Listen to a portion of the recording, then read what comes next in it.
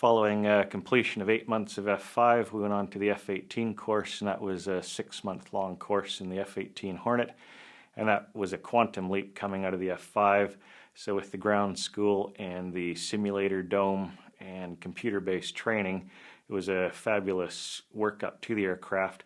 With all of that, you wound up going solo on your 4th trip in a Hornet, which was pretty neat. And as long as you could work all the electrons and the multifunction displays, etc., you were good to go. That aircraft, very easy to fly, and then it was a case of integrating the working of the radar warning receivers, lookout, weapons delivery, etc. So 14 months really to become a baby fighter pilot, and then I got lucky enough to be posted over to 421 Squadron in Germany when Canada still had a NATO commitment.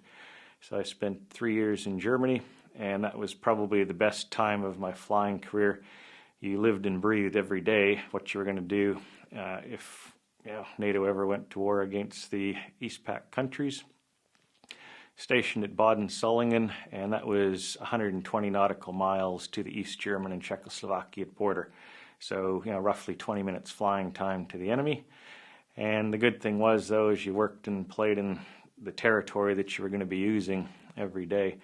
And it was fabulous in NATO for 3 years. You got to do deployments to different countries. We went to 11 different countries in 3 years to operate with different nationalities such as the Portuguese, the French, the British, and the Americans, and just saw some fabulous countryside as well.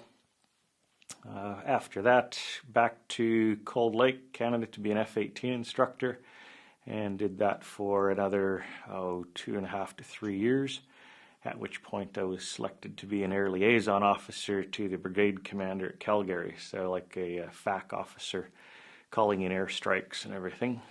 But at that point, I had elected to exit the Canadian Forces, tried a little bit with British Aerospace, that didn't work, and at the time Australia was a bit short for pilots, and so I'd put in an application for that and was selected for the lateral recruit program.